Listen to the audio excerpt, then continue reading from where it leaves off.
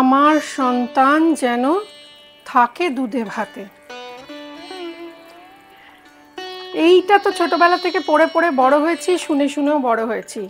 এটি অন্নপূর্ণা দেবী অন্নপূর্ণার কাছে ঈশ্বরী পাটুনির আবেদন ছিল যে আমার সন্তান সর্বশেষে সবটা শোনার পরে, যেখানে দেবী ব্যাজস্তুতির মাধ্যমে মানে নিন্দাচ্ছলে পতির প্রশংসা করেন, শিব ঠাকুরের প্রশংসা করেন। যেমন তিনি বলেন যে কোনো গুণ নাই তার কপালে আগুন, মানে হচ্ছে সব মানে আপাত দৃষ্টিতে বা এমনি শুনলে মনে হতে পারে যে বাবা এর স্বামী নিশ্চয়ই কোনো গুণ নেই আর ভীষণ রাগী। না, কোনো গুণ নাই তার কপালে আগুন, মানে ত্রিনয়ন থেকে শিবের অগ্নিবাণ বর্ষণ করতে পারেন তিনি। নমস্কার, আমি সুদীপা চ্যাটার্জি, আপনাদের জন্য নিয়ে চলে এসেছি সুদীপার সংসার। সুদীপার সংসার 7 দিন রং তার ভরে যাবে তোমাদের মনে। আজকে একটু গপ্প দিয়ে শুরু করি। বলা হয় শিব ঠাকুরের সঙ্গে কথিত আছে পার্বতী দেবী পার্বতীর নানান কারণে নানান সময় নানান রকমের ঝগড়া হয়েছে, যেরকম স্বামী স্ত্রীতে হয়ে থাকে নর্মাল। যেরকম একটা গল্প আমি জানি, সেটা জানি না আপনারা অনেকে জানেন কি না। বলা হয় দেবী দুর্গা সব অন্যান্য মহিলাদের মতো, আমার আপনার মতো মহিলাদের মতো, স্বামী যদি কোনো অন্য মহিলাকে নিয়ে একটু বাড়াবাড়ি করেন বা তাকে স্নেহ করেন বা তাকে একটু বেশি গুরুত্ব দেন, আমরা স্ত্রীরা সেটা খুব একটা ভালো চোখে দেখি না এবং পছন্দও করি না। আর সেটা সাফ কথায় আমরা বলে দিই, কোনো লুকোচাপা নেই যে না আমার ভালো লাগছে না। ঠিক এরকমই হয়েছিল শিব ঠাকুরের সঙ্গে দেবী পার্বতীর। একটা ঘটনা হচ্ছে যে শিব ঠাকুর মা গঙ্গাকে মাথায় স্নান দিয়েছিলেন এবং সেই জন্য দেবীর পার্বতীর একটু মাঝে মাঝে মনে হতো যে আমার স্বামীর মাথায় তো আমার থাকার কথা, সে কেন। সেই রকমই দুজনের মধ্যে যখন খুব এই নিয়ে হচ্ছে যে তুমি অন্য কোনো মহিলা, সে তোমার সন্তান, মানে তুমি স্নেহ বৎসল হয়েও তাই মাথায় কী করে স্থান দিতে পারো। আর তিনি বলেছিলেন যে শিব ঠাকুর অন্যান্য আমাদের স্বামীদের মতো যখন তারা নিজেদের দোষ মানতে চান না বা ভুল ত্রুটি মানতে চান না, সেরকমই তারা কোনো না কোনো একটা লজিক দেখান। শিব ঠাকুরও তাই করলেন। তিনি বললেন যে তুমি যে গঙ্গাকে আজকে আমার এত কথা শোনালে এবং এত অপমান করলে, সেই গঙ্গা জল ছাড়া কোনো পূজা হবে না, এমনকি তোমারও না। দেবী পার্বতীও কিন্তু কম যান না। তিনি বলেছিলেন হ্যাঁ গঙ্গা জল ছাড়া আমার পুজো হবে না ঠিকই, কিন্তু তার স্থান হবে, যাকে তুমি মাথায় স্থান দিয়েছো তার স্থান হবে আমার পায়ের কাছে। তাই জন্য দেবী দুর্গার মূর্তির পায়ের কাছে নিচে দেবী ঘট বসানো হয়, যা কিনা থাকে গঙ্গা জলে পরিপূর্ণ। গঙ্গা জল ছাড়া, গঙ্গার ওই মঙ্গল কলস ঘট ছাড়া দেবী দুর্গার আরাধনা বা পুজো শুরু হতে পারে না। যেরকম সেরকম সেটি কিন্তু থাকে একেবারে মূল অংশে এবং দেবীর পায়ের কাছে। এই তো গেল একটা গল্প। সে এরকমই কোনো একটা ঝগড়া নিয়ে দেবী পার্বতী একবার শিব ঠাকুরকে ছেড়ে ওই আমি রইল ঝোলা চললো ভোলা বলে চলে গিয়েছিলেন কালসা পর্বত ছেড়ে। কি হয়েছিল তারপর জানাবো, কিন্তু তার আগে আপনাদের সকলকে আমি সুদীপা চ্যাটার্জি, সুদীপার সংসারের এন্টায়ার ইউনিট, আমাদের সকলের তরফ থেকে আপনাদের জানাই রামনবমীর অনেক অনেক শুভেচ্ছা, অভিনন্দন ও ভালোবাসা। আজকের দিনটা চুটিয়ে আনন্দ করুন, ঠাকুর দেখুন, নতুন পোশাক পরুন, সাজুন গুজুন, আর দেখবেন তাতে প্রচুর পজিটিভিটি আসবে আপনার জীবনে। আজকে আপনাদের জন্য একটা এমন রান্না করতে চলেছি, একটা না দুটো, যেটা কিনা অ্যাকচুয়ালি গোটাটা মিলে একটা কম্বিনেশন। যেমন বাসন্তী পোলাও, তার সঙ্গে আলুর দম, বাট নট নিরামিষ আলুর দম, একটু কষা মাংসের মতো কষা আলুর দম হলে কেমন হয়। আমরা তো আজকে বানাচ্ছি না, বানাবো অন্য সময়। চলুন প্রথমে শুরু করি বাসন্তী পোলাওয়ের যতটা ইজি ওয়েতে বানানো যায় আমি সেটাই চেষ্টা করছি। প্রথমে যেটা করব, আমি একটা পাত্রে জল গরম বসিয়েছি, আপনাদের সামনেই আপনারা দেখলেন, তার মধ্যে কিচ্ছুটি নেই। আমি তার মধ্যে দেব একটু নুন। বাসন্তী পোলাওয়ের মজাটাই হচ্ছে রংখানা। নুন দিলাম ঠিক এইটুকু, দেখুন এইটুকু হলুদ, যাতে বাসন্তী বাসন্তী রংটা হয়, তবেই না বাসন্তী পোলাওয়ের মজা।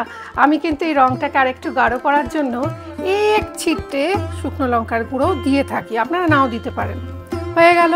এবার আমি জলের মধ্যে দেব, কোথায় গেল একটুখানি, এই 1 চামচ মতো গাওয়া ঘি।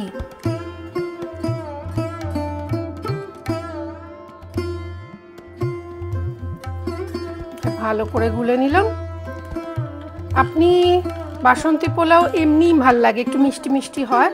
আর আমি গোবিন্দভোগ চালটা যেটা ভিজিয়ে রেখেছিলাম, জল ঝরিয়ে রেখেছি, ভিজিয়ে জল ঝরানো, সেইটা এর মধ্যে দিয়ে দেবো। ভাতটা হোক।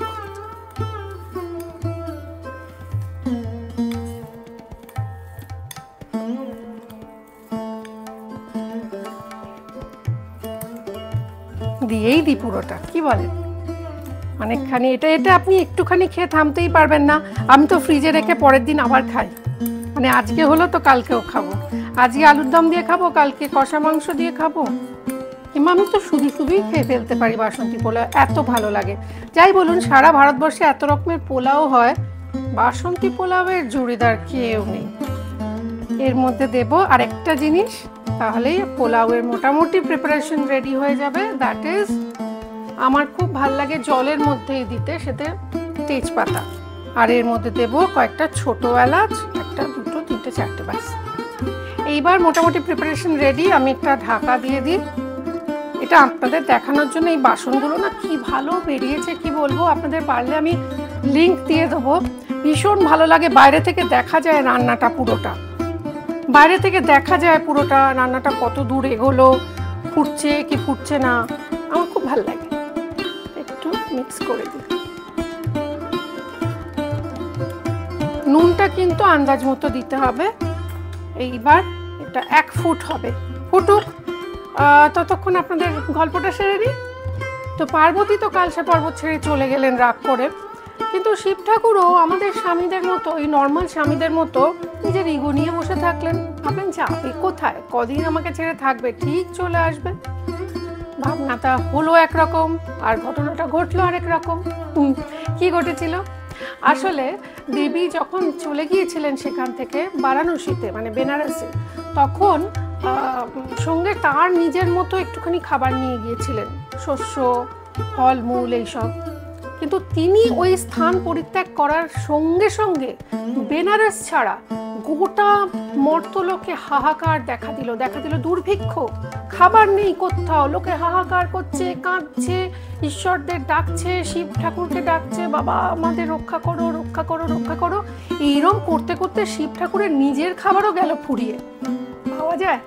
তখন তিনি কি করেন, হে ভগবান, সেখানেও আমাদের স্বামীদের মতোই তিনি হাতে একটা ভিক্ষার ঝুলি নিয়ে চলে এলেন শিব ঠাকুর পার্বতীকে, দেবী পার্বতীকে, ওই যে হিন্দিতে বলে না মানানা, মান অভিমান ভাঙাতে। তিনি এসে বললেন, হে দেবী, আমি আর কিছুই চাই না, তুমি আমায় একটু অন্ন দান করো। তোমার যারা সন্তান, তুমি জগৎ জননী মা, তোমার সন্তানরা কেউ খেতে পাচ্ছে না, তুমি এবার রাগটাকে শেষ করো এবং তুমি আমাকে একটু অন্ন দান করো। তাই জন্য দেখবেন অন্নপূর্ণা পুজোয় শিব ঠাকুরের পাশাপাশি, শিব ঠাকুর তো নেনই, এবং দেবী পার্বতীর পাশাপাশি দুজন মহিলা থাকেন। কারা তারা? যদি উত্তর জানা থাকে তাহলে প্লিজ আমাদের হোয়াটসঅ্যাপ করে জানান 6289731413 এই নাম্বারে। আর জিতে যান সুদীপা চ্যাটার্জি স্টোর থেকে একটা সুন্দর শাড়ি। তারপর আর কি, হ্যাপি এন্ডিং যা হয়ে থাকে। বেনারসে সেই ঘটনার পর থেকে অন্নপূর্ণার মন্দির হলো, যেখানে গঙ্গা বয়ে চলেছেন। দেখবেন যেখানে যেখানে মা গঙ্গা রয়েছেন সেখানে সেখানে শিব ঠাকুরের চরণ স্পর্শ করে মা গঙ্গা বয়ে চলেন, এবং ঠিক তার কাছাকাছি কোথাও না কোথাও আপনি মা দুর্গা বা দেবী দুর্গার একটা মন্দির ঠিক খুঁজে পাবেন। আচ্ছা, এবার একটা কাজ করি, আমি কাজুগুলোকে ভাজতে ভাজতে আপনাদের বলি।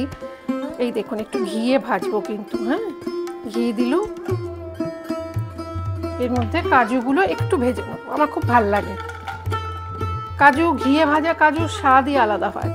আচ্ছা, এটা ভাজা হচ্ছে ততক্ষণ আপনাদের বলি, এই যে বঙ্গভূমি, সেখানে দুটো মত আছে। কেউ কেউ বলেন নদিয়ার রাজা শ্রীকৃষ্ণচন্দ্রের পূর্বপুরুষ ভবানন্দ মজুমদার, তিনিই প্রথম এই দুর্গাপুজোর প্রচলন করেন। কিন্তু তাছাড়াও একটা ইন্টারেস্টিং গল্প আছে। সেটা কি বলুন তো? সেটা হচ্ছে বলা হয় কৃষ্ণচন্দ্র, রাজা কৃষ্ণচন্দ্রকে একবার ঠিক দুর্গাপুজোর আগে আগে খাজনা বাকি থাকার অপরাধে বলা হয় মুর্শিদ কুলি খান, আবার মুর্শিদ কুলি খান ওই দুর্গাপুজোর ঠিক আগে আগে খাজনা ঠিক সময় দিতে না পারার অপরাধে রাজা কৃষ্ণচন্দ্রকে গ্রেপ্তার করেন। এবং তিনি ছোটবেলা থেকে দেখে আসছেন বাড়িতে ওই সময় দুর্গাপুজো, দেবী আসেন, দেবী দর্শন করতে পারেননি বলে ভীষণ জেলের ভেতর বসেই তিনি হাহাকার করছিলেন, কাঁদছিলেন, হে দেবী কি অপরাধ হলো আমার, এবছর আমি তোমার মুখ দর্শন করতে পারলাম না, তোমাকে দেখতে পারলাম না, আমি জেল থেকে কবে রেহাই পাবো আমি জানি না, তবে যবেই রেহাই পাই আমি তোমার পুজো, তোমার সাধনায় আমি অবশ্যই থাকবো। এবং এই কথা বলার পর তিনি চোখ বন্ধ করে যখন কাঁদছেন, পুরুষ মানুষ তো কাঁদতে একটুখানি অস্বস্তিই লাগছিল, এবং সেই সময় নাকি দেবী নিজে এসে জেল ওই কারাগারের মধ্যে রাজা কৃষ্ণচন্দ্রকে দর্শন দেন। তারপর তিনি ফিরে এসে ধুমধামে গোটা বাংলা জুড়ে মানে শুরু হয়ে যায় তারপরে এই অন্নপূর্ণা পুজো। ওকে, আমাদের এই দেখুন কাজু ভাজা হয়ে গেছে। এবার আঁচটা কমিয়ে দিয়ে আমি যেটা করব, ভাতটা মোটামুটি রেডি, এটাকে আমার একটু শিফট করতে হবে। আপনারা এখানে দেখুন একটা ছাঁকনি রেখেছি, এই ছাঁকনিটার মধ্যে না, ভাত তো একদম ঝরঝরে হয়ে গেছে, ফ্যানও গালতে হবে না। আমরা ভাতটাকে একটু ওপর নিচে করে দিয়ে এটা করব, একদম রেডি আছে। এর মধ্যে দারচিনি, বড় এলাচ, দারচিনি ফোড়ন দিলাম। দারচিনিটা দেখুন, মাত্র দারচিনির গন্ধটাই সবচেয়ে সুন্দর লাগবে। আর দেব বড় এলাচের দানা,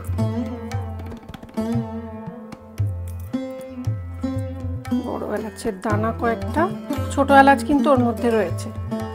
এইবার আমরা ভাতটাকে এর মধ্যে, গ্যাস অফ করে দেবেন, হ্যাঁ এই সময় ভাতটাকে এর মধ্যে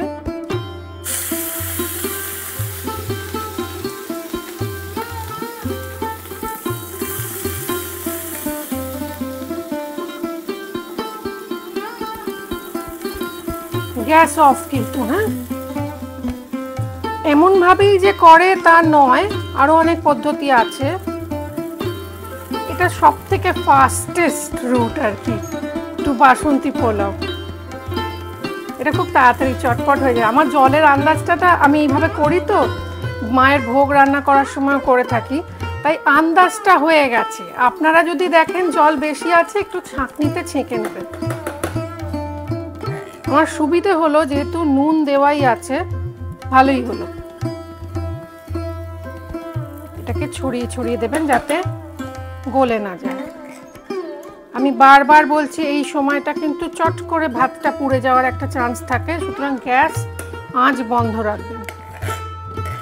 যদি কাঠের উনুনে বা কাঠের জালিতে করেন তাহলে অবশ্যই বাইরে সরিয়ে এনে রান্নাটা করবেন।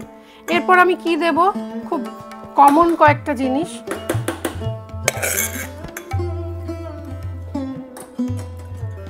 খুব ইজি, কাজু, অফকোর্স ভাজা কাজু,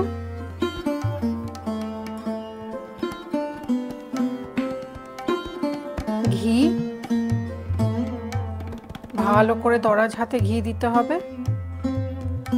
এটা যখন বিয়ে বাড়িতে করে বা অনুষ্ঠান বাড়িতে করে এতে একটু গোলাপ জল দেয়, আপনি চাইলে দিতে পারেন, কিন্তু আমরা যখন ভোগের রান্না করি তখন কিন্তু দিই না। একটু চিনি,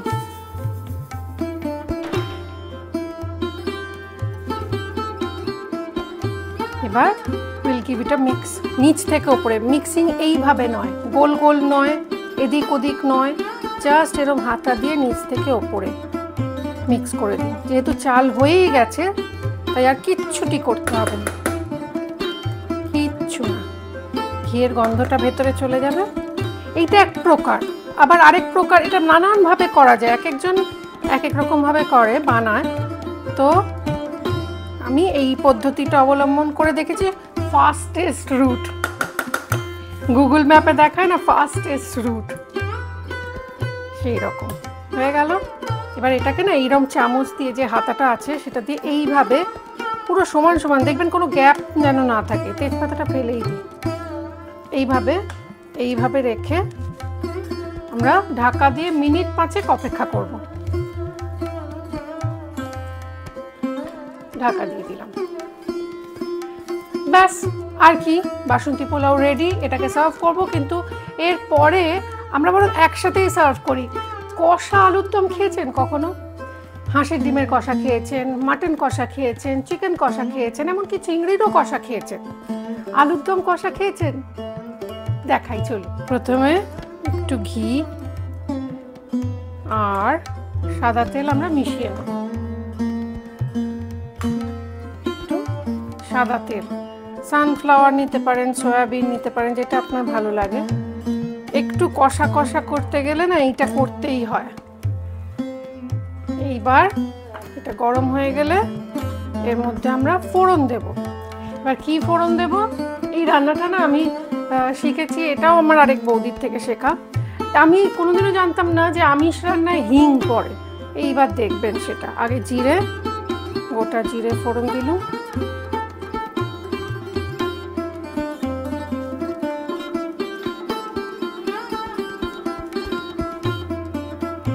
আর দিলাম একটু হিং ফোড়ন। হিংটা দিয়েই আমরা আলুটা দিয়ে দেবো। ওয়েট, কোথায়?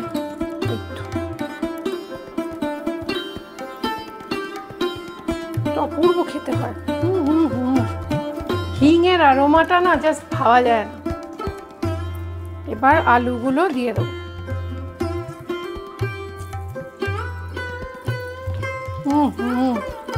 অপূর্ব খেতে হবে, অনেস্টলি স্পিকিং। এটা আমি 100% শিওর আগে কখনো আপনারা খাননি।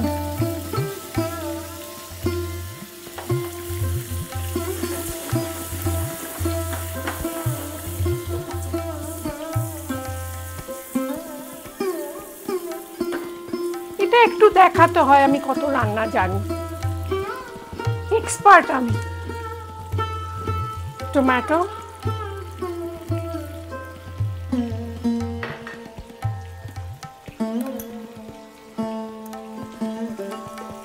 জিঞ্জার গার্লিক পেস্ট, আদা রসুন বাটা, ঠিক 1 চামচ মতো বড় চামচে পেঁয়াজ বাটা দেব, 2 চামচ দিয়ে এইটুকু রেখে কি হবে। আচ্ছা, টমেটো কেচাপও যেহেতু আমরা ইউজ করব, সেই জন্য এই রান্নাটায় চিনি দেব না। আপনারা যদি একটু মিষ্টি মিষ্টি ভালো, আরও মিষ্টি খেতে চান দিতেই পারেন, কিন্তু আমরা দিচ্ছি না এই কারণে যেহেতু আমরা অলরেডি টমেটো কেচাপ আর পেঁয়াজ বাটা দুটোই মিষ্টি। কষা তো, কষানোটাই আসল। আলু তো অলরেডি সেদ্ধ হয়েই গেছে। কাশ্মীরি আলুর দম বলে কেটারারা যেটা এখানে বানায় সেটা দেখবেন একটু সাদা সাদা হয়, কিন্তু আমি রিয়েল সত্যি বলছি, আমার বাবার এক বন্ধু ছিলেন ডর সাহেব, বাবা তাকে ডর সাহেবই বলতেন, কেন আমি জানি না, পদবীর ডাক। তো সেখানে না ওরা যে আলুর দমটা করেছিল সেটা কিন্তু বাসন্তী বাসন্তী রঙের, অপূর্ব খেতে হয়। একটু হলুদ দিলুম। এটাকে আপনি মনে করবেন মাংসর জন্য কষাচ্ছেন, সেইভাবেই কষাবেন। একটু শুকনো লঙ্কার গুঁড়ো, একটু জিরে গুঁড়ো, ধনে গুঁড়োটা বেশি, মানে 1 চামচ জিরে গুঁড়ো হলে 2 চামচ ধনে গুঁড়ো হয়ে গেল। এইবার আমি দেব নুন, স্বাদ মতো নুন। আহা, আপনারা চাইলে নুন দিয়ে আলুটা আগে ভেজেও নিতে পারেন, মানে সেদ্ধ আলুটা, তাতে নাকি স্বাদ আরও ভালো হয়। কাশ্মীরি রেড চিলি পাউডার কালারটার জন্য। এবার এটাকে ভালো করে মিক্স করব।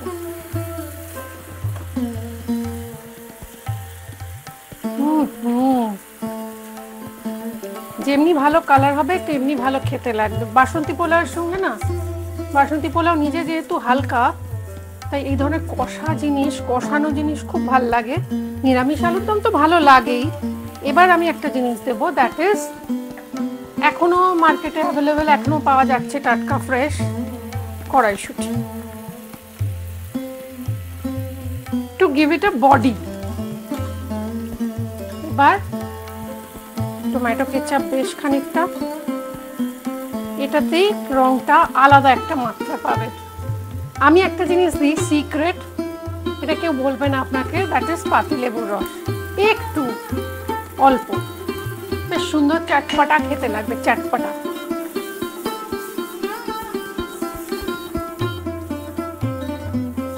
হলো, দেখুন কালারটা মোটামুটি এসে গেছে।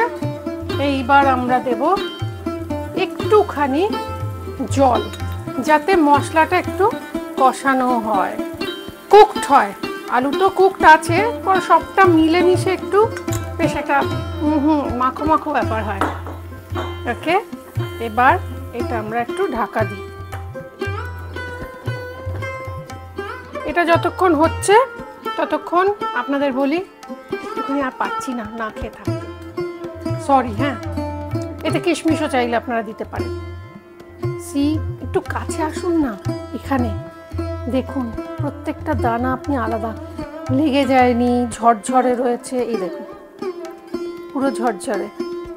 এটাই হচ্ছে ট্রিক। ওই যে ওরমভাবে চেপে চেপে সাজিয়ে দিলাম না, তখনও ওর মধ্যে কুকিং প্রসিডিওরটা চালু ছিল।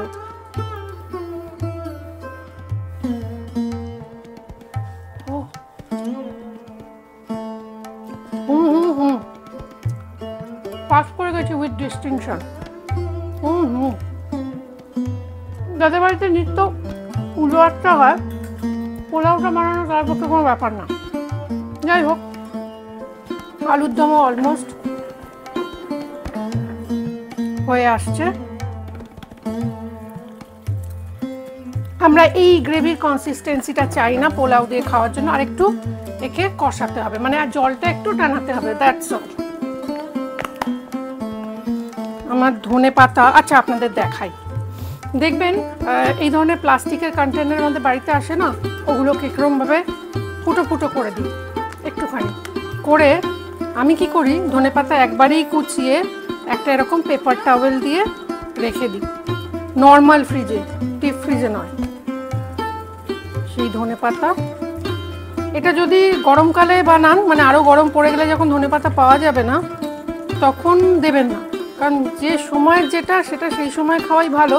তবে বাড়িতে যদি গাছ লাগিয়ে ধনে পাতা হয়, আমি তো ওই জন্যই লাগাই, যাতে একদম ফ্রেশটা পাওয়া যায়। বাস অলমোস্ট রেডি। এটা একটু গ্রেভিটা শুকিয়ে গেলে আমরা এটাকে গরমা গরম সার্ভ করব। সার্ভ করছি, কিন্তু ততক্ষণ আপনাদের জানিয়ে দিই যে আপনারা প্লিজ, আমরা এই যে চেষ্টা করে চলেছি আপনাদের মনোরঞ্জনের, আপনাদের ভালো লাগছে কি লাগছে না, আরও কি কি দেখতে চান, আরও কি কি করলে আমাদের অনুষ্ঠান সমৃদ্ধ হবে, আপনাদের মনের মতো হবে, আমাদের প্লিজ কমেন্ট বক্সে লিখে জানান। আরও একটা আবেদন রয়েছে, দ্যাট ইজ প্লিজ আপনাদের ফ্রেন্ড সার্কেল, ফ্যামিলি সার্কেলে একটুখানি ওয়ার্ড অফ মাউথ না খুব দরকার হয় এই ধরনের শোর ক্ষেত্রে। জানিস তো সুদীপার আজকে রান্নাটা দেখলাম, আমার খুব ভালো লাগে, যাতে আমাদের সাবস্ক্রিপশনের সাথে সাথে উৎসাহটাও একটু বাড়ে। আমার এত পরিশ্রম যায় দেখুন, এর জন্য তো আমরা কোনো রেমুনারেশন পাই না, এই যে রান্না করেই চলেছি, সেটা কিন্তু ভালো লাগা থেকে। আপনাদের ভালোবাসা পাবো, এই কমেন্টগুলো কখন পড়তে পারবো। আমাদের কমেন্ট করুন আর দেখে নিন এই সুন্দর রান্না পরিবেশনের পর কেমন লাগছে।